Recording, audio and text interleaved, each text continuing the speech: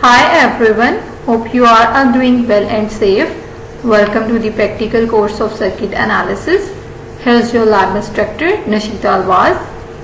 Agenda of this experiment includes 7 different sections: lab objective, equipment needed for the experimentation, theoretical background, software implementation, results and discussion part, conclusion, and the task assigned. The objective of this experiment is to determine the current through mesh analysis using an iMultiSim software. The basic equipment needed for the experimentation is an iMultiSim software installed on the personal computer. Firstly, we have to look at the theoretical background of this experiment. Mesh analysis is a technique used to find the current circulating around a loop or mesh within any closed path of a circuit. Mesh is a loop that does not consist of any other loop inside it.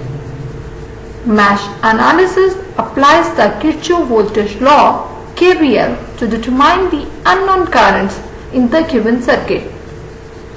Mesh analysis is also known as mesh current method or loop analysis. Mesh current used as a circuit variables, and it is basically a current that loops around the essential mesh, and the equations are set involved or solved in terms of them. The convention is to have all the mesh currents looping in a clockwise direction. Loop analysis or the mesh analysis results in a system of linear equations must be solved for unknown currents. It basically reduces number of required equations to the number of meshes. The procedure of the mesh analysis basically includes 4 steps.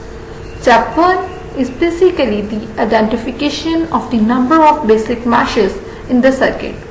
Step 2 includes the assigning of a current to each mesh. Step 3 is the applying of KVL, Kirchhoff voltage law, around each loop to get an equation in terms of loop current. Step 4 is basically the solving of the resultant system of linear equations. Here we have the circuit diagram consisting of 3 resistances and 2 voltage sources for the analysis of mesh currents across the circuit. So now we are going to solve this circuit. In the circuit diagram, we have basically 2 meshes. Firstly, we have to identify the number of basic meshes in the circuit diagram. So in the current circuit diagram, we have 2 meshes, mesh 1, mesh 2. Next step is basically the assigning of current to each mesh. So here we have the current I1 of mesh 1, and here we have the current I2 of mesh 2. So for mesh 1, according to the KVL, we will write the equation of mesh 1. So by applying KVL, firstly we will get the voltage V1, negative, positive, positive V1, then negative, positive, negative, basically minus R1, I1, then positive, negative, basically minus R3, I1 minus I2, because R3 is basically sharing the current of I1 and I2, and we are currently present in mesh 1. So we will take the I1 current positive and I2 current negative for mesh 1. So we will write the equation number 1 like that. After the simplification of the equation, firstly we have presented V1 is equals to R1 plus R3 cross I1 current means mesh 1 current minus R3 and multiply with I2, because R3 is basically sharing the current with mesh 1 I1 current and I2 current. So now if we talk about the mesh 2 equation, then R2 is basically positive, negative, minus R2 I2. Then we have the voltage source, so negative V2. Then we have the R3 current. Now we are present in mesh 2. So we will take the mesh 2 current I2 as positive term and mesh 1 current as negative term. So we will write like that, minus R3 multiply with I2 minus I1 equals to 0. So after simplification, we will get the equation minus V2 is equals to minus R3 I1 plus R2 plus R3 multiply with I2. So we have applied the basically KVL around each loop for the solution of mathematical equations. Now for the solution of resulting system linear equations, we will convert these equations or put these equations in the form of matrices, resultant matrix, input matrix and the output matrix. So for the analysis of current I1 and I2, we will choose the Cramer rule. In Cramer rule, for the solution of current I1, we will replace the output matrix with the first column of this matrix. So we will have I1 is equals to V1 minus R3 minus V2 R2 plus R3 divided by the whole matrix of this. Then we will take the determinant of these two matrices, and after the simplification we will get the equation of I1 in this form. Now it's time to replacing the values of R1, R2, R3, V1 and V2. After replacing the values of R1, R2, R3, V1 and V2, we will finally get the value of I1, which is equals to 1.07 ampere. So for the current I2 in Cramer rule, we will replace this column with the output column and we will get the numerator in this form R1 plus R3 V1 minus R3 minus V2, and denominator like this R1 plus R3 minus R3 minus R3 R1 plus R3, the whole matrix right there. Now we will take the determinant of these two matrices and we have this equation. After the simplification, we will get this equation. Now this is the time for the putting of values of resistances and the voltages across this equation.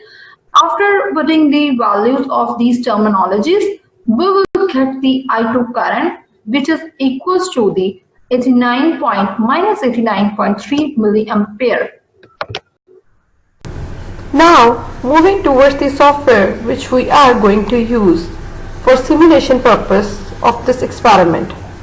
We will use an Multisim software for the simulation of parallel circuit.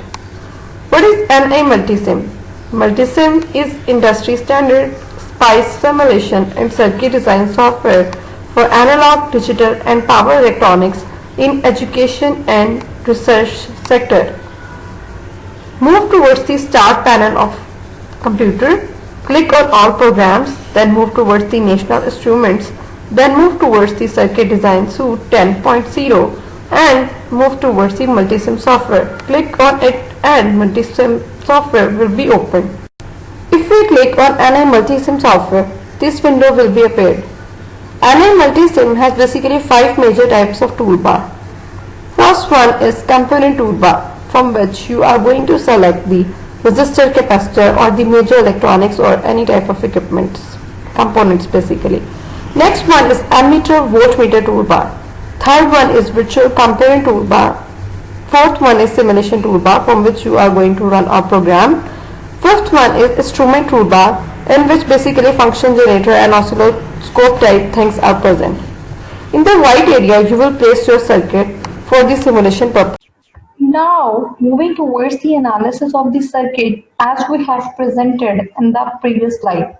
So, in the previous slide, we have seen that we need to simulate the circuit containing 3 resistances, 2 voltage sources, and 1 ground terminal.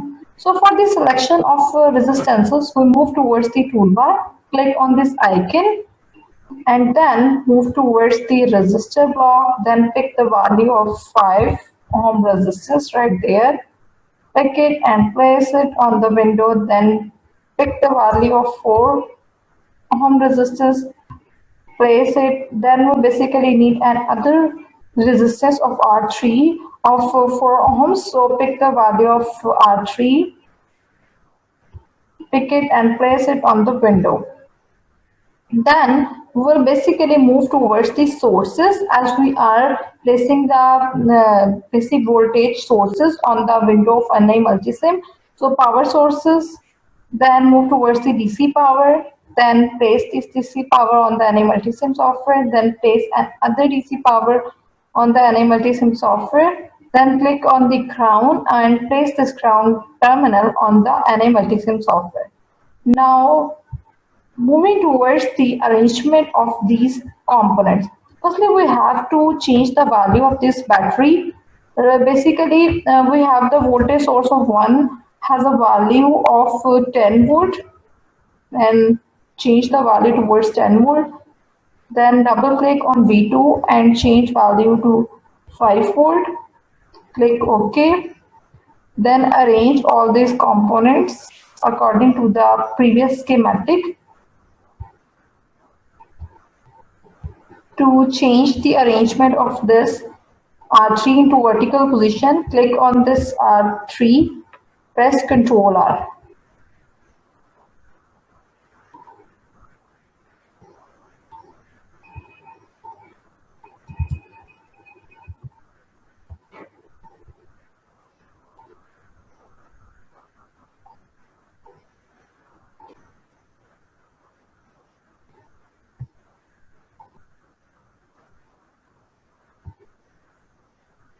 Then attach ground. So here we have the complete circuit diagram.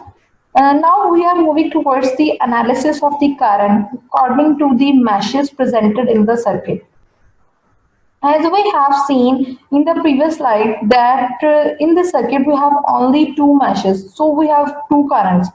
So we have to find out the values of these two currents. For the analysis of these two currents, we have to place the probes on these two meshes. So click on this current probe, place right there, then click on another current probe and place right there. So now click on this block, moving towards the parameter block and choose custom as we need basically IDC current only. So shift these terminals towards the no position because we do not need these components in our window. So we have only IDC current right there. Same case for this current.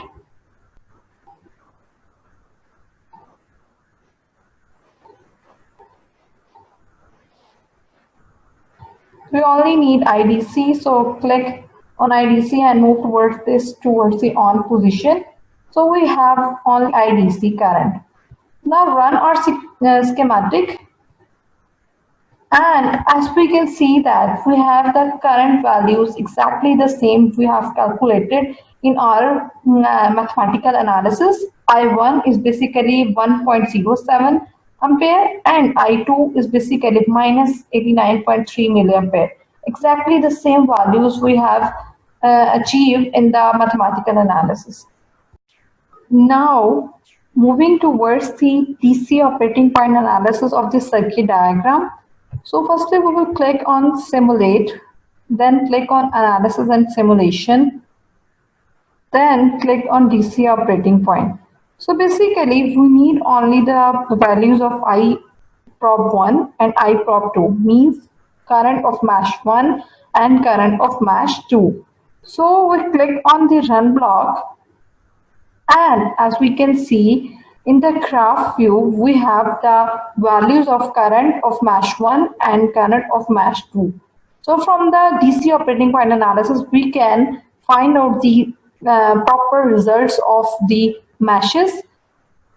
So moving towards the results and discussion part of this experiment, DC operating point analysis calculates the behavior of a circuit when a DC voltage or current applied to it. So according to the DC operating point analysis, we have two currents, current I1 which is basically the current across prob 1 and the current of mesh 1, and current I2 which is basically the mesh 2 current and the current across prob 2. So these currents are listed in this slide. Finally, the conclusion is here. From mesh analysis, we are able to calculate the currents around the loops, reducing the amount of mathematics required using just Kirchhoff voltage law, and we have learned also the implementation of mesh analysis on the Multisim software. Tasks assigned for this experiment are listed in this slide.